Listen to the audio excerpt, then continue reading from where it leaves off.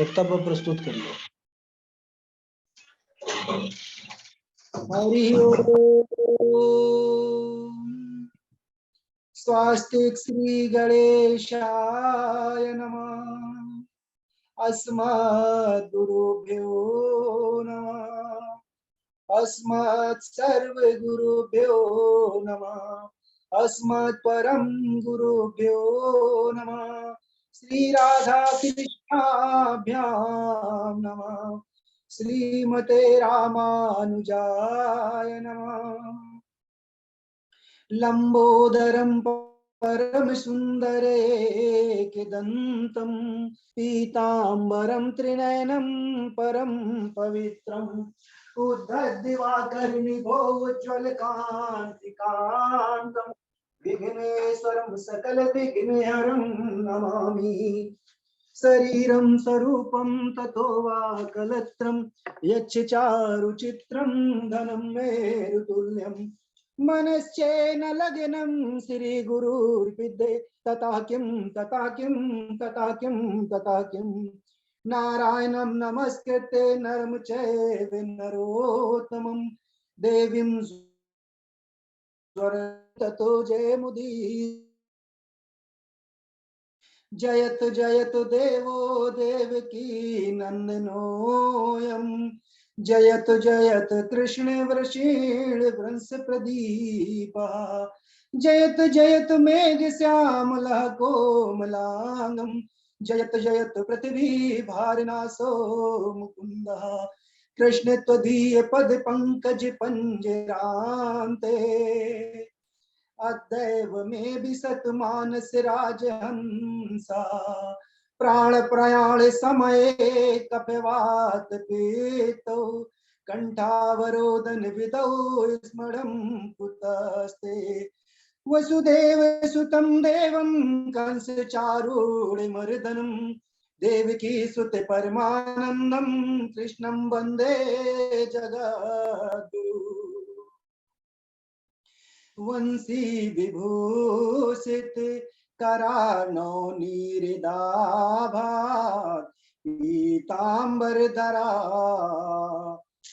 फलाधरोष्ठात् पूर्णेन्द्र सुंदरे दरविंद्र नेत्रात् कृष्णात् परं किमपि तत्त्वमहं न जाने वराहपीडं नटवर वपु कर्णयो कर्णकारं विभद्रवासा कनक कपि संवैजयन्ती च मालां रन्धानवेरोरधर सुदया पूरन्य गोपवृन्दे वृन्दारण्यं स्वपदं रमणं प्राविशद गीत कीर्ति करारविन्देन पदारविन्दं मुखारविन्दे विनिवेशयन्तं वटस्य पत्रस्य पुटे शयानं बालं मुकुन्दं मनसा स्मरामि। रामाय रामभद्राय रामचंद्राय वेदसे रघुनाथाय नाथाय सीताय पते नमः। अंजनानंदं वीरं जानकी शोकनाशनं कपीचिमच्यं तारं वंदे लंका भयंकरम्। आइए हनुमंत विराजिए कथा करो मति अनुसार प्रेम सहित द्राधीन धरो पधारिये पवने कुमार पधारिये पवने कुमार मूकं करोति वाचालं पंगुं लंघते गिरं यत्कृपातमहं वन्दे परमानंद माधवम्। भक्ति भक्त भगवंत गुरु चतुर नाम वपुए इनके पद वंदन किए नासत विघ्न अनेक नासत विघ्न अनेक। राधा मेरी स्वामिनी मैं राधे तिरुदास जन्म जन्म मोहि रखियो श्री चरणन के पास बरसाने की राधिका नंद गांव को श्याम इन दोनों के चरणों में करूं मैं कोटि कोटि प्रणाम। सर्वप्रथम मेरे इष्ट देव भगवान के चरणों में कोटि कोटि नमन। और आइए विश्व शांति के लिए इस श्लोक के माध्यम से हम अपनी मन, क्रम और वचन वाणी को पवित्र करते हुए एक भजन के साथ में हम आज की कथा का रसास्वादन करेंगे। सर्वे भवन्तु सुखिनः, सर्वे सन्तु निरामया, सर्वे भद्राणि पश्यन्तु मा कश्चित् दुःखी भाग् भवेत्। सभी गाएंगे और सभी आनंद लेंगे। गोविंद चले आओ, गोपाल चले आओ, गोविंद चले आओ, गोपाल चले आओ, गोविंद चले आओ, गोपाल चले आओ। मेरे सारे सहारे टूट गए, मेरे श्याम सुंदर क्यों रूठ गए, मेरे सारे सहारे छूट गए, मेरे श्याम सुंदर क्यों रूठ गए। गोविंद चले आओ, गोपाल चले आओ, गोविंद चले आओ, गोपाल चले आओ। अपराधी हूँ खल कामी हूँ, अपराधी हूँ खल कामी हूँ, कपटी हूँ मैं अज्ञानी हूँ।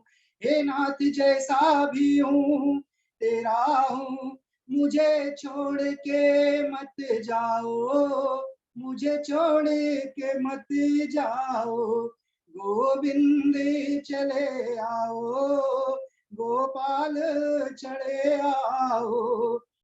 अधरों पे नाम तुम्हारा हो, अधरों पे नाम तुम्हारा हो, जब मरूं तो नाम तुम्हारा हो।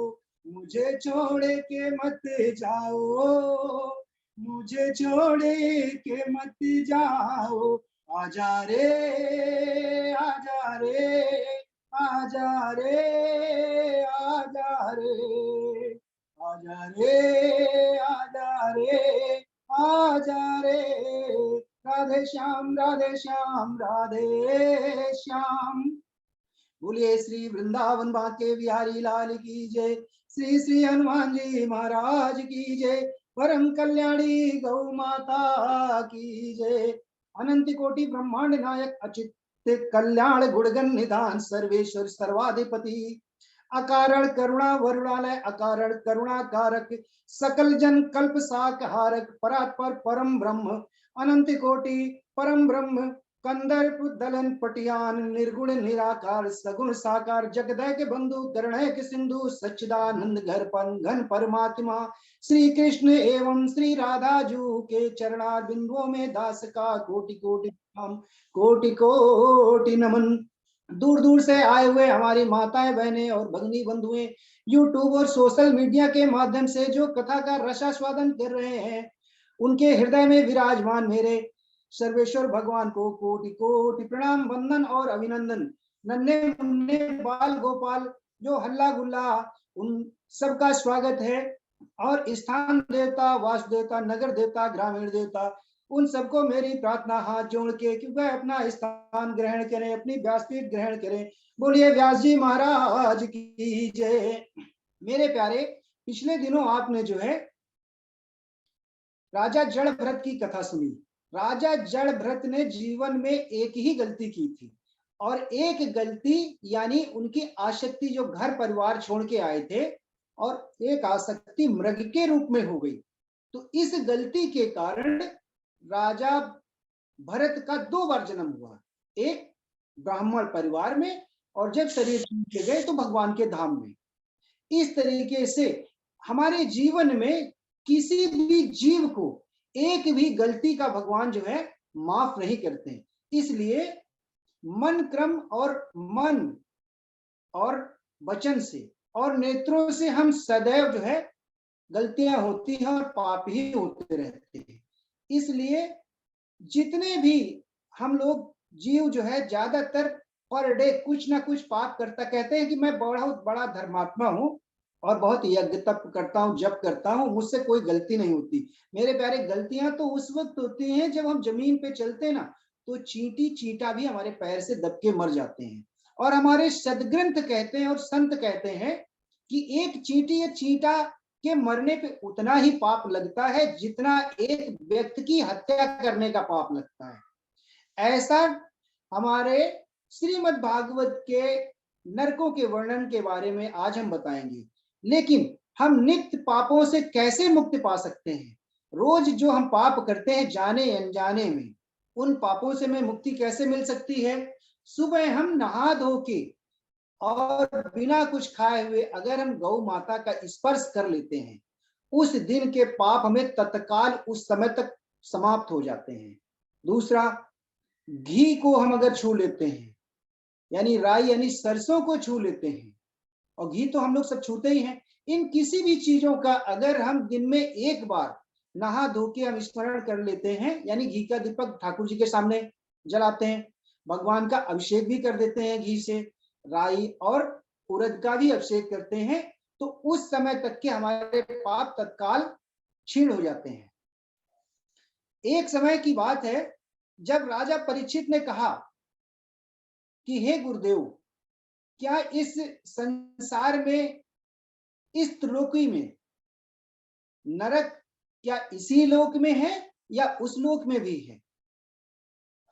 तो सुखदेव भगवान कहते हैं, राजन तुमने बहुत ही उत्तम प्रश्न किया है कि इसी जीवन में आपको नरक भोगना पड़ेगा, और अगर बच गए, यानी आपने के किए हुए जो कर्म है, आप अपने पापों से अगर मुक्ति पा के बच भी गए, तो उस लोक में भी जाने के बाद में आप बचोगे नहीं। कैसे? जैसे उदाहरण के तौर पे समझिए, जैसे हमारे 5 किलो पाप है और 100 ग्राम पुण्य है, तो क्या होगा? 5 किलो पाप हम इस शरीर से, ये शरीर हमारा जल जाता है, लेकिन जब तक हम पृथ्वी लोक से पाताल लोक 99,000 योजन की पातालपुरी है, जो कि 7 लोक है, अतल वितल महातल रसातल और तलातल। इस तरीके की पृथ्वी लोक से 99,000 योजन जो है 7 पुरियां बनी हुई हैं, उसमें जीव जाता है, और जब तक उसके कष्ट, यानी मरता नहीं, उसको वहां पे एक अन्य शरीर दे दिया जाता है। और कहते हैं जब धर्मात्मा जाता है तो उसका शरीर कहाँ जाता है? भगवान के लोक में, और वो देवताओं का शरीर पाता है। और जब कोई दुष्ट या कोई गलत काम करने वाला व्यक्ति जाता है तो पहले नरकों में ही उसको यातना भोगनी पड़ती है। इस तरीके जब बताते हैं सुखदेव भगवान, तो राजा परीक्षित भयभीत हो जाते हैं। तो कहते हैं प्रभु, इससे बचने का कोई उपाय? कहते हैं हाँ, इससे बचने के लिए उपाय तो है, लेकिन कैसे? जब बताए कि जैसे आप नित्य पूजा करते हैं, नहाते धोते हैं और पूजा करते हैं, तो हमारा मन शुद्ध हो जाता है। नहाने धोने से हमारा शरीर शुद्ध होता है, भगवान का भजन करने से मन शुद्ध होता है। अब मन को कैसे? अपने आप शुद्ध कर लीजिए, या गुरु की वाणी से, या हम भगवान के भजन से शुद्ध कर लें। अगर नहीं करते हैं तो क्या होता? उदाहरण से समझिए कि ये शरीर, यानी जब कपड़ा गंदा हो जाता है तो क्या होता है? धोबी घाट में देना पड़ता है, और जब धोबी घाट में जाएगा तो, और उसी तरीके से उसकी मैल छुड़ाता है। इसी तरीके से हम अगर भगवान को याद रखेंगे तो हमें नरकों में भोगना नहीं पड़ेगा, नरक की यातना नहीं भोगना पड़ेगा, और नहीं उसी धोबी की तरह यमदूत हमें ऐसा कपड़ों की तरह धुलेंगे कि हमें याद आ जाएगा। फिर हम, जब हमारे पाप समाप्त हो जाते हैं और कुछ पुण्य बचते हैं, तो यमराज कहते हैं कि जाइए, पाप और पुण्य लेके चले जाइए। और पाप भी आते हैं और पुण्य भी आते हैं, उन्हीं पापों के कारण हम जीवन में दुख भोगते हैं। देखिए, थोड़े से पाप के कारण किसी को, कोई बहुत बड़ा आदमी बन जाता है, कोई छोटा हो जाता है। ठीक। अब देखिए, बड़ा आदमी होता है तो हम लोग सम्मान करते हैं, अब क्या होता है, अब भगवान के भक्त का सम्मान कहाँ होगा, वहां पर देवताओं के लोक में। इसी तरीके जब गुरुदेव बताते हैं राजा परीक्षित थे, तो राजा परीक्षित कहते हैं कि 9 द्वीपों का वर्णन किया है। सुखदेव भगवान कहते हैं इस भूमंडल पे 9 द्वीप हैं और 9 योजन का विस्तार किया गया है। 9 योजन के विस्तार से यहाँ पे 9 खंड बन गए, इलाव्रत, भद्राश, हरिवर्ष, केतुमाल, रम्यक और हिरण्यमक्की, उत्तर कुरु, किम पुरुष और भारत। भारत नाम से हमारे देश का नाम भारतवर्ष पड़ा। जिस पृथ्वी लोक पे हम रहते हैं, हम ठाकुर जी से यही विनती करें कि हमारा जब भी जन्म हो भारत में हो, क्योंकि विदेशों में जन्म लेने से क्या होता है, हम भोग विलास में ही पड़े रहते हैं। वहां पे ना तो भगवान की कथाएं होती हैं, ना ही भगवान के मंदिर बनेंगे। और अब इस कलयुग में भाई कोई नए नए भगवान हो गए हो विदेशों में तो हमें नहीं पता है, लेकिन भगवान यानी देवता भी जो है ऐसा सोचते हैं कि हम मनुष्य योनि में हमारा जन्म हो और हमें भारतवर्ष की भूमि में हमारा जन्म हो। देखिए कहा जाता है ये पूरा ब्रह्मांड ठाकुर जी का शरीर है, ठीक, पूरा विश्व भगवान कृष्ण का शरीर है, लेकिन भारत भगवान का हृदय है।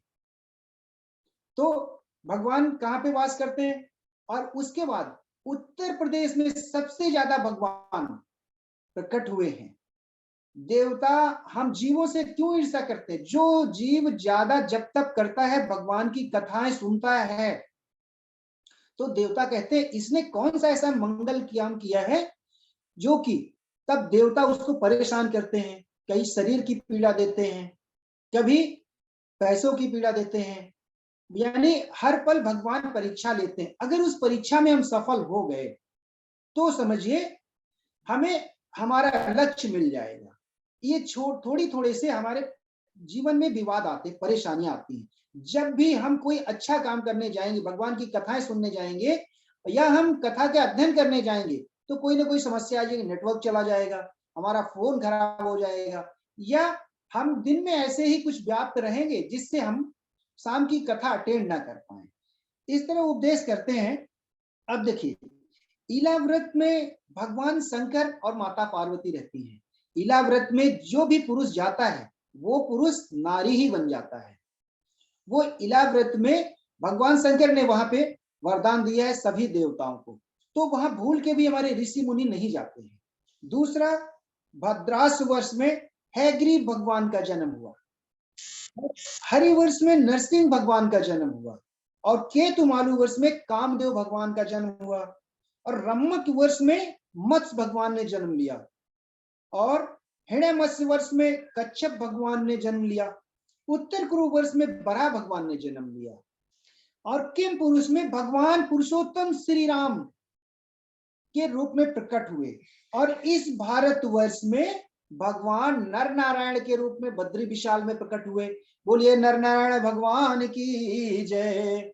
इस भारतवर्ष में देखिए 5 कई तरीके के पर्वत, जैसे चित्रकूट नामक पर्वत, गोवर्धन गिरिराज भगवान यानी गिरिराज पर्वत, और मलय पर्वत, वैनाक पर्वत, इस तरह के अन्य अन्य पर्वत और सप्त नदियों का वर्णन हमारे भारत देश में हुआ।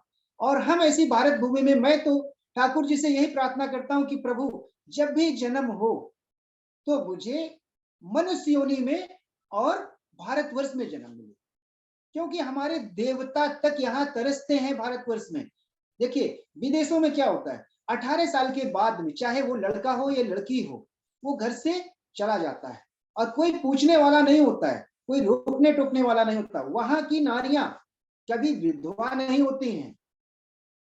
और हमारे देश में, हमारे देश की ऐसी संस्कृत है कि हम आचार्य गुरुजनों की वाणी सुनते हैं, आचार्य गुरुओं को हम दंडवत प्रणाम करते हैं, माता पिता के दिए हुए संस्कारों का पालन करते हैं, और धन्य है हम अपने जीवन को कि हम भारतवर्ष में जन्म लिया है।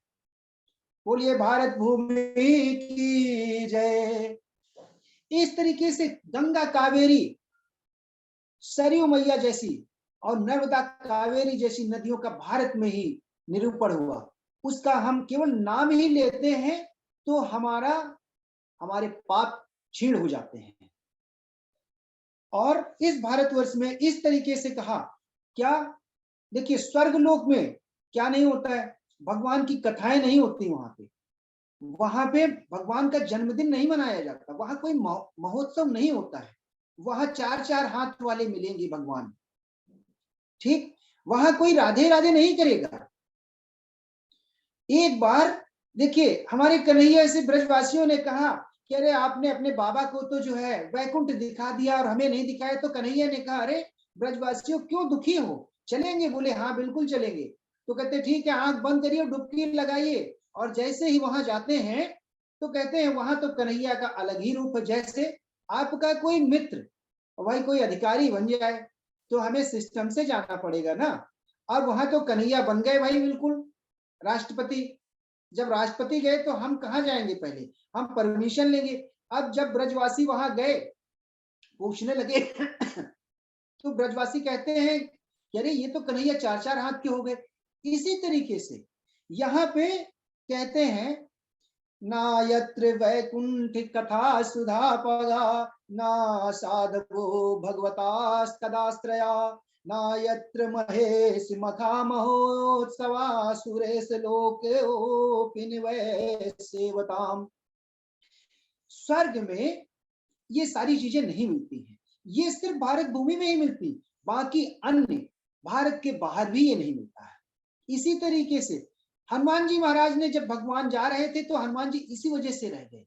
और इस पृथ्वी लोक पे आज भी बहुत से देवता अमर हैं, जैसे हमारे प्रभु हनुमान जी। इधर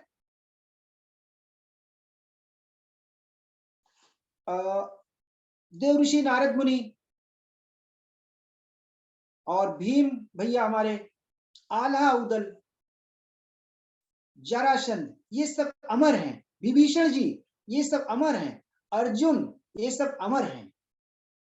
इसी तरीके से जब आगे कहते हैं तो एक कवि ने कहा, कवि गया प्रसाद जी कहते हैं भरा नहीं है भाव से बहती जिसमें रसधार नहीं, वह हृदय नहीं है पर्वत है जिसमें स्वदेश का प्यार नहीं।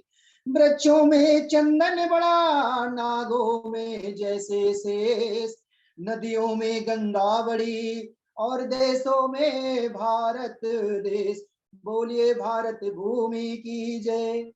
अब राजा परीक्षित जो है इसके आगे कहते हैं, गुरुदेव से प्रश्न करते हैं, कहते हैं प्रभु नरकों का वर्णन करिए। जिस समय सुखदेव भगवान नरकों का वर्णन करते हैं तो हमारे श्रीमद् भागवत में 28 तरीके के नरकों का वर्णन किया गया है। पहला ताम्रविष नरक और अधृताम नरक, रौरव नरक, महारौरव, कुंभीपाक और कालसूत्र, असिपत्रवन और सुकरमुख, अंधकूप, क्रम भोजन, संदर्भ और छपतुर और कंठ सामल और वैतरणी, प्रमोद, प्राणरोध और विषण, लालाभक्ष और छारकंदर, छड़ोगढ़। इस तरीके के 28 नरकों का वर्णन किया गया है। और कहते हैं ताम्रविष नरक में वो जाता है जो पत्नी का, बच्चों का, भाई का या किसी का धन हड़प लेता है। ताम्रविष वहां पे तांबे की तरीके से नगरी होती है और आग की तरह वो ताम्रविष नरक जल रहा होता है। जीव मरना तो चाहता है, जैसे हमारे शरीर का कोई अंग टूट जाए, दर्द करे, या डॉक्टर कह दे कि ये हाथ बेकार हो गया है, इसको काटना पड़ेगा, तो आप क्या करेंगे भाई? जिंदा रहने के लिए एक हाथ कटवा देंगे। या कहीं पैर हमारा टूट जाता है तो पैर में हम प्लास्टर चढ़वा लेंगे या राड चलवा लेंगे। लेकिन आप देखिए अगर हार्ट अटैक हो जाए तो क्या होगा? फिर तो प्राणांत हो जाएगा। लेकिन हाथ पैर टूट जाने के बाद में हम जीवित तो रहते हैं। और हृदय गति रुक गई तो कुछ नहीं हो सकता। इसी तरीके से हमें अपने किसी भी व्यक्ति को अपनी वाणी से ठेस नहीं पहुंचाना चाहिए। ताम्रविष नरक का वर्णन करते हुए कहा कि जो लोग, जो जीव इस तरीके का कष्ट देते हैं प्राणियों को, उन्हें जलते हुए आग की पृथ्वी पर भेज दिया जाता है और इतने कोड़े यमदूत बरसाते हैं कि वो चिल्लाता है और वो कहता है कि मुझे अब छोड़ दीजिए, कभी भी हम दोबारा ऐसा काम नहीं करेंगे। मेरे प्यारे, ये तो कष्ट भोगेंगे, लेकिन 88 लाख योनियों में तो भटकना ही पड़ेगा। ये तो आपने जो पाप किए हैं वो आप भोग रहे हैं। इसके बाद पता नहीं, हम अंतमति सो गति, हमारी बुद्धि जो है, पता लगा किसी स्त्री में आ जाए, पत्नी को देख के ही हम मृत्यु हुई तो हम अगले जन्म में पत्नी बन जाएंगे। तो हमें ध्यान रखना है। कहते हैं क्या कि हमारे संत जो है, इसीलिए कहते हैं कि बार बार मुनि जतन कराई, अंत राम कही आवत नाही। इसीलिए बार बार हर पल हमें भगवान का चिंतन करते रहना चाहिए। अब आता है कुंभी पाक नरक। जब दूसरे नरक का वर्णन किया, ये वो नरक है जो लोग मांस खाते हैं। यानी भाई मांस, हम मुर्गा खा रहे हैं या हम बकरे का मांस खा रहे हैं, तो पहले क्या करते हैं, जीव की हत्या करते हैं फिर खाते हैं। तो कुंभी पाक नरक में जाना पड़ता है उस जीव को, और यमदूत जो है उसे खौलते हुए एक बड़ा सा कड़ाहा होता है, उस कड़ाहे में तेल भरा होता है और उसमें उस जीव को डाल दिया जाता है। और तब वो याद करता है कि मुझे बचा लो, इस तरीके चिल्लाता है। इस तरह सुखदेव भगवान वर्णन कर ही रहे थे। और फिर कालसूत्र नामक नरक होता है, वो जो गुरु का सम्मान नहीं करते, जो माता पिता का सम्मान नहीं करते, जो अतिथि के आने के बाद मुंह बनाते हैं और कहते हैं अरे कहां से ये आ गया है, और अभी तो मैं कहीं जाने वाला था, जो इस तरीके की दृष्टि रखते हैं वो कहां जाते हैं, कालसूत्र नामक नरक में जाते हैं। अब आशीपत्र नामक नरक जो है, जो वेदों का अपमान करते हैं, जो भगवान का अपमान करते हैं और कहते हैं अरे ये भगवान कुछ नहीं होता, ऐसे लोगों को तालवन वृक्ष के रूप में तलवार के समान जो है उससे वह यमदूत मारते हैं और वो मरने नहीं पाता है। जिस तरीके जी हमारे शरीर में पीड़ा, एक असहनीय पीड़ा होती है, उसको सह के हम लोग डर जाते हैं और भगवान को कहते हैं हे राम हे राम हे राम, बचाइए बचाइए प्रभु। और उस समय हमें सिर्फ भगवान ही याद आता है। जब इस तरह का वर्णन करते हैं तो राजा परीक्षित ऐसे डर जाते हैं कि अब क्या होगा। अब सुखदेव भगवान तो बोले कि अब तो राजा डर गए हैं। आगे इस प्रकार अनेकों तमाम तरीके की यातनाओं का वर्णन आता है और यहां से 5वां स्कंद नरकों के वर्णन का समाप्त होता है और आगे हम 6वें स्कंद में पहुंचते हैं। 6वें स्कंद को जब राजा परीक्षित को सुखदेव भगवान कहते हैं कि अनेकों यातना पूर्ण होने के बाद में जीव अगर चाहे तो भी अपने पापों का प्रायश्चित इसी जन्म में कर सकता है। कैसे? फिर बताया सुखदेव भगवान ने कि देखिए प्राणी अगर चाहे तो भगवान नाम का सहारा ले ले तो भी तर सकता है, लेकिन कहते हैं कि मन ही नहीं लगता। अगर मन नहीं लगता है तो किसी भक्त की शरण में चले जाइए। संत तो भी बहुत बड़ी, बहुत आगे की सीढ़ी है, अभी भक्त की शरण में चले जाइए तो भक्त क्या करेगा, भगवान की ही कथा सुनाएगा और भगवान की ही लीलाओं का ही वर्णन करेगा, तो भी वो व्यक्ति तर सकता है। अब जैसे हम कहीं जा रहे होते हैं, जैसे रेल में हम टिकट ना लें तो हमें क्या होगा, बार बार डर लगेगा कि कोई काला कोट पहने ना गया तो हम उसे देख के जोर जाएंगे, अरे इधर उधर हम करने लगेंगे, टिकट नहीं, अब टीटी आएगा। वो टीटी नहीं हो सकता। उसी तरीके से हम जब कोई काम गलत करते हैं तो हम डरते हैं, और जब जिसके पास टिकट होता है ना, वो स्वतंत्र बैठा होता है और वो बार बार यूं पैर पे पैर चढ़ा लेता है और देखता टीटी साहब बगल वाले का टिकट चेक कर रहे हैं और वो कहता है कि अरे मेरा भी तो देख लो। वो अब जानबूझ के कहता है, टिकट की बात नहीं करता, वो कहता देखिए मेरे टीटी साहब, मेरा नंबर, मेरा ये नाम है कि नहीं है इसमें, ये बर्थ मेरी है कि नहीं।